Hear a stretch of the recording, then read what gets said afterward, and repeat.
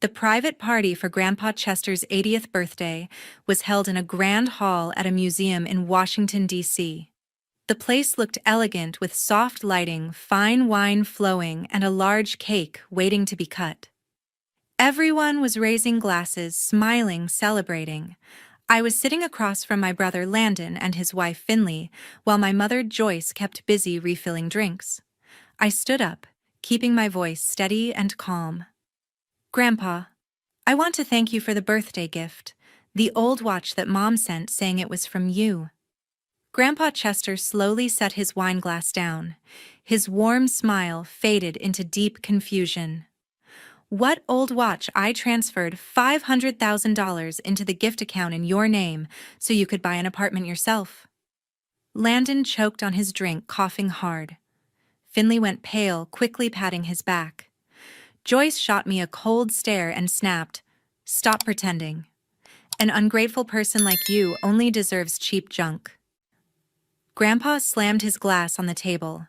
The sharp sound echoed through the room and everything went dead silent.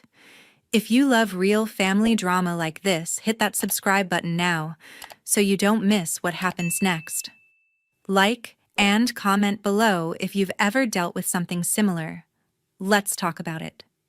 Everything that led to that frozen moment started just a few weeks earlier. I was in my apartment in Chicago, buried in a complex case involving hidden offshore accounts. My phone buzzed one evening, and the caller ID showed my sister-in-law, Finley. That alone felt off. Finley rarely called me directly. When she did, it was usually short and surface level. "Hey, Eden," she said, her voice unusually warm and chatty. "How's everything going with you?" I paused, setting down my coffee. "Busy as always." "Why, what's up?" "Oh, nothing big. Landon and I were just talking about Grandpa Chester's 80th coming up. You mentioned your forensic accounting workload is insane right now, right? All those late nights tracing digital trails for big clients." She wasn't wrong, but hearing her bring it up felt strange. Finley had never shown much interest in my career before. "Yeah, it's intense," I replied cautiously. "Well, that's why I'm calling. You really don't have to push yourself to fly out for the birthday thing. Plane tickets from Chicago to DC are crazy expensive this time of year, and Grandpa's schedule is packed anyway with his old business contacts. Mom agrees. Your job is at a critical point, so just take care of yourself. We can handle everything here." I leaned back in my chair, staring at the screen full of transaction logs. Finley worrying about my stress or ticket prices. It didn't add up. She and Landon had always prioritized their own plans. "I can make it work," I said. "It's Grandpa's 80th. I want to be there." "No, seriously, don't worry about it. He's super understanding. We'll video call you or something. Love you. Talk soon." The call ended abruptly. I sat there for a minute, the quiet hum of my laptop the only sound. Something about her tone, too cheerful, too insistent, stuck with me like an inconsistent entry in a ledger. The next day, a package arrived at my door. The delivery guy handed it over with a neutral, "Sign here." It was from my mother Joyce, the label said. I carried it inside and opened it carefully. Inside was an old watch. Not vintage in a charming way, just worn out. The glass face had visible scratches and a hairline crack. The leather strap was frayed at the edges and the hands moved sluggishly. Tucked under it was a handwritten card in what looked like Mom's neat script. "Grandpa Chester picked this out for you. He's worried you spend too many hours in front of computers, so he thought a classic watch would remind you to take breaks and stay active. Enjoy it." I picked up the watch, turning it over in my hands. The weight felt cheap, the back plate tarnished. Grandpa Chester hated anything second-rate. He built his real estate business from scratch and always insisted on quality, top-tier brands, meaningful pieces that lasted. He once told me directly, "Never settle for junk, Eden. Life's too short for things that fall apart." A rusty old watch as a reminder for health. From him, it didn't fit at all. The doubt started small but grew fast. Why would Mom be the one delivering Grandpa's gift? And why this, of all things? 3 days later, I was scrolling through Instagram during a short break from work. Finley's profile popped up in my feed. She had thousands of followers now posting about her elevated lifestyle and sponsored content. Her latest post caught my eye immediately. It was a series of photos inside a stunning new apartment in DC. High ceilings, modern kitchen with marble counters, floor-to-ceiling windows overlooking the city skyline, plush furniture that screamed luxury. Finley posed casually on a new leather sofa, smiling brightly. The caption read, "Finally rewarding ourselves after all the hard work." Dream home vibes. Hard work really does pay off. The post was dated just days after that supposed gift should have reached me. The timing lined up too perfectly with Finley's sudden call urging me to stay away. My stomach tightened. As a forensic accountant, I deal with patterns and discrepancies every day, money moving where it shouldn't, signatures that don't quite match. I pulled up my banking app and checked the dedicated gift account Grandpa had mentioned in past conversations. He liked setting those up for big milestones, always in the recipient's name for independence. The transfer was there, $500,000 deposited from Grandpa's account, labeled clearly as a birthday gift for purchasing an apartment. But within hours, a large withdrawal had routed the bulk of it, nearly everything, to another account linked to Landon and Finley. The numbers stared back at me, cold and undeniable. Unauthorized movement right out from under my name. I closed the laptop slowly, my mind racing through the implications. Finley pushing me not to come. The cheap watch as a decoy. Mom's handwriting on that card. The flashy new place they were already enjoying. The suspicion I'd felt turned solid. This wasn't a mix-up. It was deliberate. I didn't hesitate long. That same night, I booked the earliest flight to DC. I needed to see this for myself, and get answers before the birthday event turned into something even worse. The flight landed early in the morning, and I rented a car at the airport without telling anyone I was coming. I drove straight to the address I'd pulled from public property records linked to the suspicious transfer, the new place Landon and Finley had moved into. Parking across the street, I sat there for a while just watching the building. It was a modern high-rise in a prime DC neighborhood, the kind with concierge service and private balconies. Even from outside the lobby gleamed with marble floors and fresh landscaping. Their unit was on a higher floor. Through the glass I could spot sleek furniture silhouettes that matched those Instagram photos perfectly. Everything about it screamed money. Recent money. I took a few discreet photos with my phone, then headed to Mom's house where most of the family still gathered for visits. Pulling into the driveway felt routine, but my pulse was racing. I knocked, and Joyce opened the door almost immediately. "Eden!" she exclaimed, pulling me into a quick hug. Her smile was wide, but it faded fast as she glanced over my shoulder. "What are you doing here so early? We weren't expecting you until closer to the party." "I wrapped up work sooner than planned," I said, stepping inside. The house smelled like fresh coffee and her usual floral perfume. Joyce closed the door and immediately shifted topics. "Well, come in. Landon and Finley are in the living room. They're thrilled with how everything's coming together." I followed her down the hall. Landon looked up from his phone and grinned. "Hey sis, good to see you." Finley waved from the couch holding a mug. "Yeah, surprise visit. How was the flight?" We exchanged small talk about travel and weather, but it didn't take long for the conversation to turn. Landon leaned forward. "Work's been steady for me, finally hitting a good stride with some new clients." "That's great," I replied, keeping my tone neutral. Finley nodded enthusiastically. "It's allowed us to settle into a decent place at last. No more cramped rentals." She said it casually like an offhand comment, but her eyes lit up. Joyce jumped in right away. "They're doing so well. That new apartment is just perfect for starting a family someday." I nodded along, watching their faces. No one asked much about my cases or life back in Chicago. Instead, Joyce kept steering things back to Landon, his latest deals, Finley's decorating ideas. In the corner armchair sat my father Edward, flipping through a newspaper without really reading it. He glanced up when I entered but quickly looked away, avoiding direct eye contact.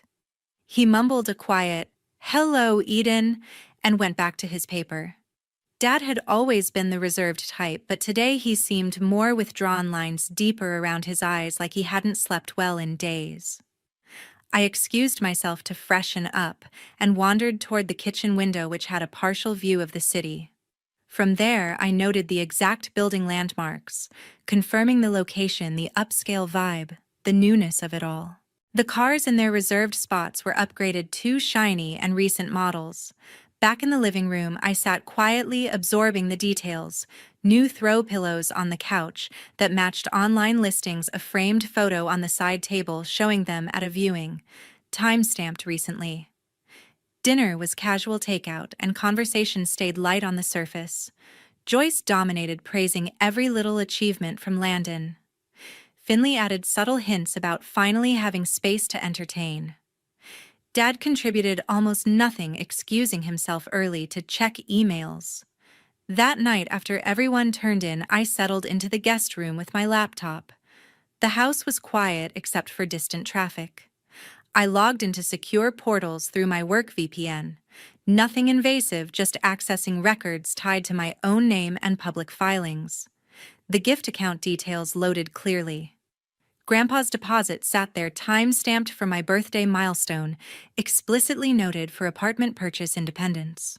But hours later, a power of attorney authorization appeared, routing almost the entire amount to a joint account for Landon and Finley. I cross-referenced property databases open to professionals like me. The purchase contract for their new unit popped up, closing date aligned perfectly, down payment matching the diverted sum exactly, title in Finley's name, primarily. My hand steadied as I hit print on the key pages: transaction logs, authorization scan, contract summary. The printer in the hallway whirred softly. I folded the documents into a slim folder and tucked it into my bag.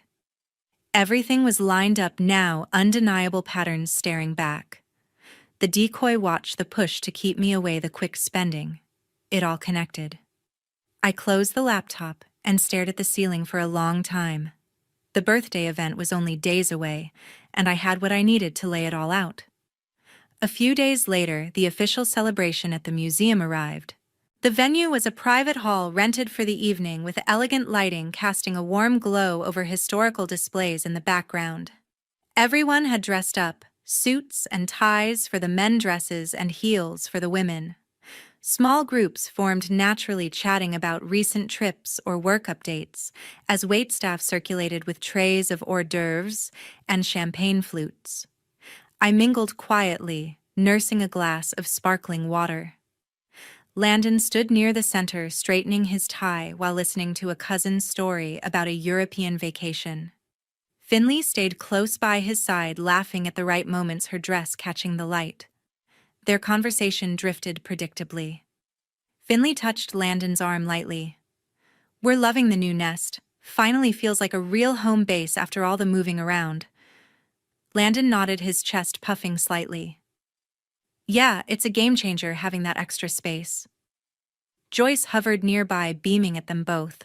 She turned to a relative and added loudly enough for others to hear, "Those two deserve it. They've worked hard to build something stable." Then she spotted me across the group and waved me over. "Eden, come join us. You should think about settling down like your brother here. Find a good partner, put down roots. It's time." Her words landed with that familiar edge, the comparison hanging in the air. I smiled politely. "I'm focused on my career right now, Mom." "It's going well." She waved it off. "Careers are fine, but family is what lasts. Look at Landon and Finley. They're ahead of the curve." The praise, continued Joyce, steering every lull back to their accomplishments, their future plans, their smart choices. A few guests nodded along, impressed by the young couple's apparent success. I kept my responses short, watching the dynamics play out. Finley glanced at her phone, occasionally typing quick replies with a satisfied expression. Landon accepted compliments smoothly, like he'd rehearsed them. The evening flowed on until Grandpa Chester made his entrance. He walked in steadily, supported lightly by a cane, but still tall and commanding in his tailored suit. The room brightened as people turned to greet him with hugs and handshakes. When he reached me, he pulled me into a firm embrace, holding longer than usual. His voice dropped to a whisper near my ear. "I'm sorry I haven't made it out to see you more often lately, Eden. Work and age catch up, but you're always on my mind." Those simple words hit harder than expected. Grandpa had been the one constant, fair, generous without strings, genuinely proud of my independence. Knowing now that his thoughtful gift had been twisted behind his back made my throat tighten. He was the only one who truly saw me without comparison, and they'd taken advantage of that trust. In that moment, something solidified inside me. I couldn't stay silent, letting him remain in the dark while they benefited. He deserved the truth, and I had to protect what he'd intended for me. The group gathered for photos soon after, everyone clustering around Grandpa, arms-linked flashes popping from phones, smiles all around, toasts raised to his health and many more years. Speeches were short and heartfelt, glasses clinking repeatedly. On the surface, it was the perfect family milestone, full of laughter and well wishes. I participated, raising my glass with the others, but the folder in my bag felt heavier with each passing minute. The warmth around me contrasted sharply with the cold clarity building inside. When everyone finally settled into seats for the main toast one last time, I stood up.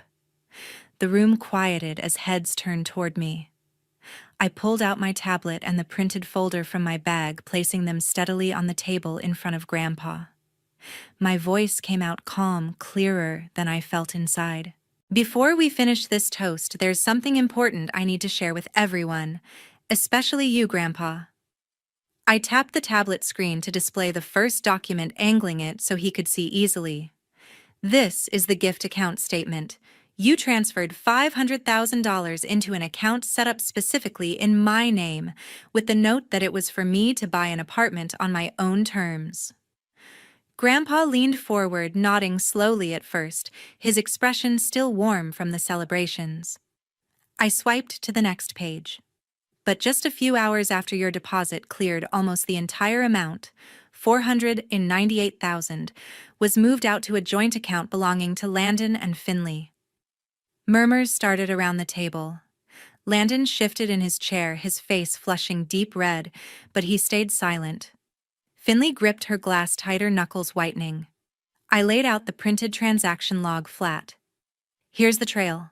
The withdrawal was authorized through a power of attorney document submitted to the bank. Next slide.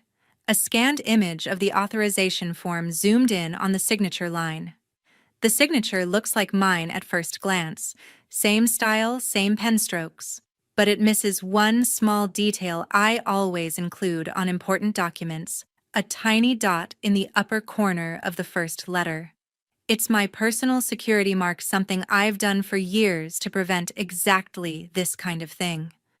Finley's eyes widened. She stammered, That has to be some bank error or mix-up. We'd never—" Landon cut her off with a sharp look but said nothing, his jaw clenched tight.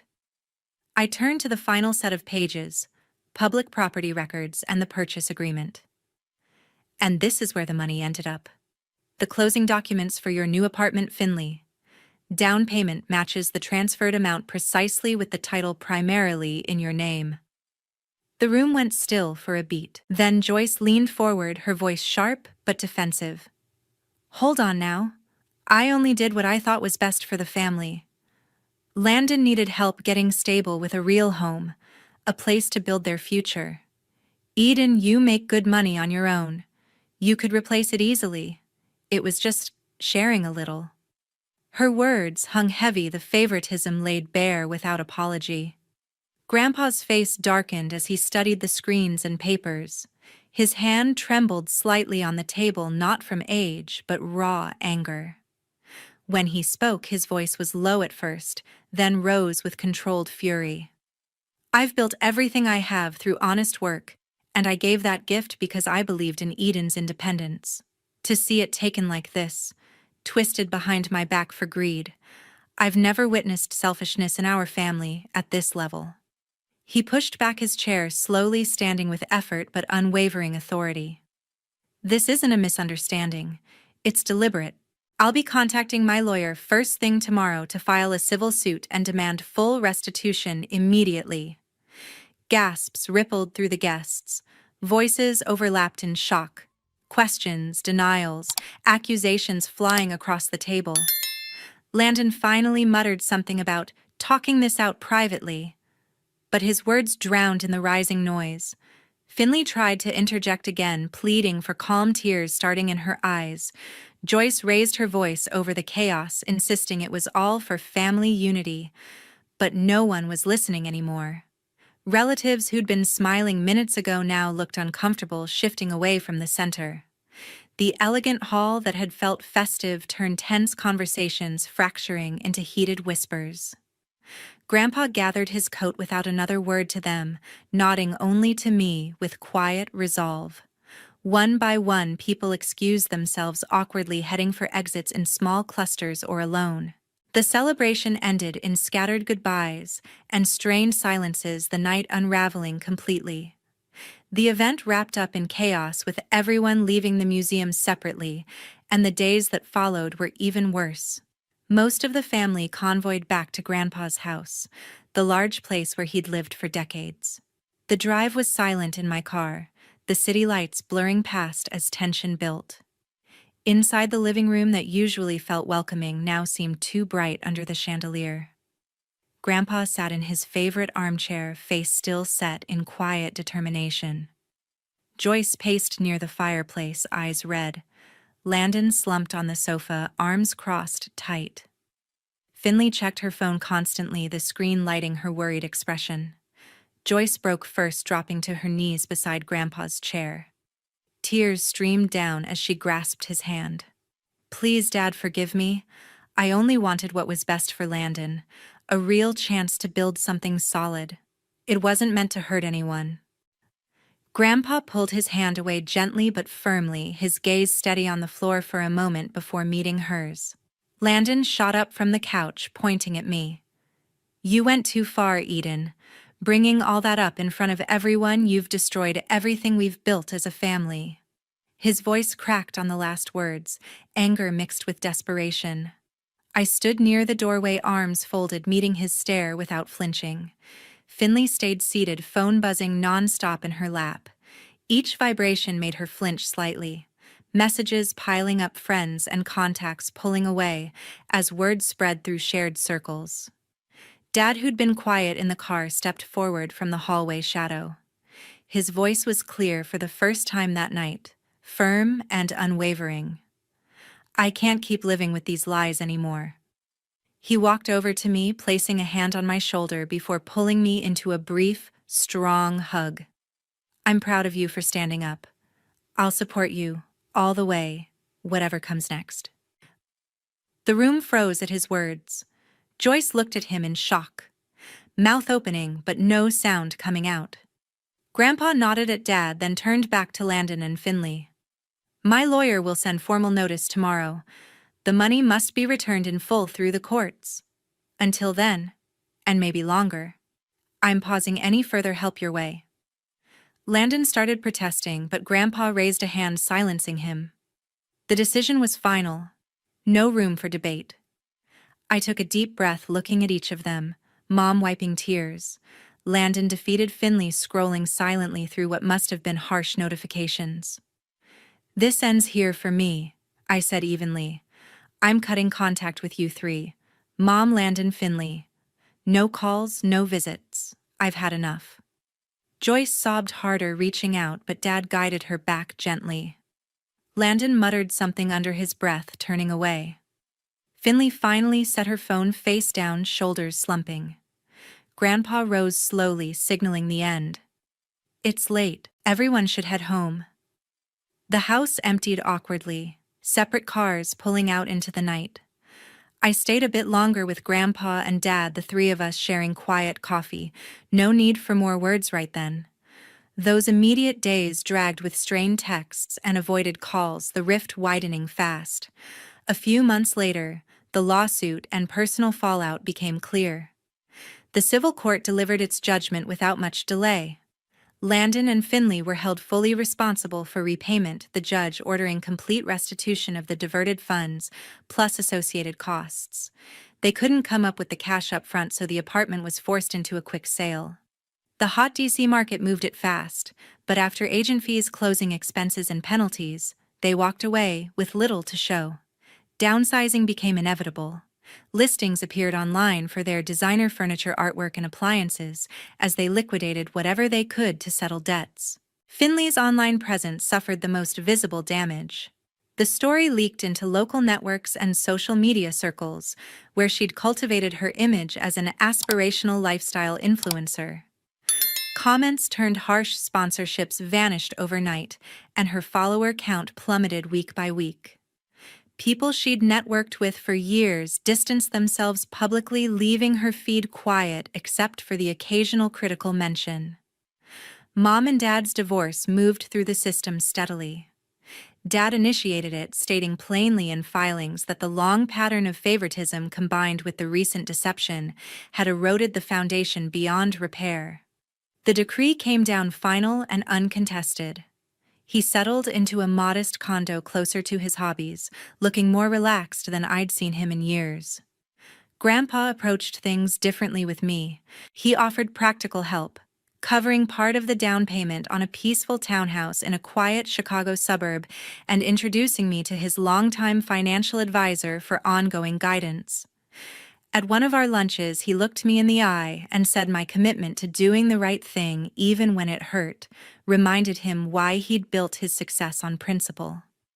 I poured energy into my forensic accounting career, landing higher-profile cases that paid well and kept me sharp. The combination of earnings and Grandpa's targeted support let me close on the house ahead of schedule. It felt truly mine, chosen for location and layout that fit my life, furnished gradually with pieces that mattered to me. Dad and I rebuilt our connection from the ground up. Regular video calls turned into visits, conversations flowing easily about everything from work challenges to simple daily stuff. Grandpa joined often, the three of us forming a small but solid circle grounded in straightforward trust. From Mom Landon and Finley, there was nothing. No outreach, no updates. Holidays came and went unmarked on my end, messages left unread if any arrived. The separation stayed permanent, a clean line I never crossed again. Reflecting on it all now, the experience drove home a tough truth. Greed has a way of destroying family ties from the inside, turning what should be unbreakable support into irreversible damage. In the end, real strength comes from honesty and building your own path.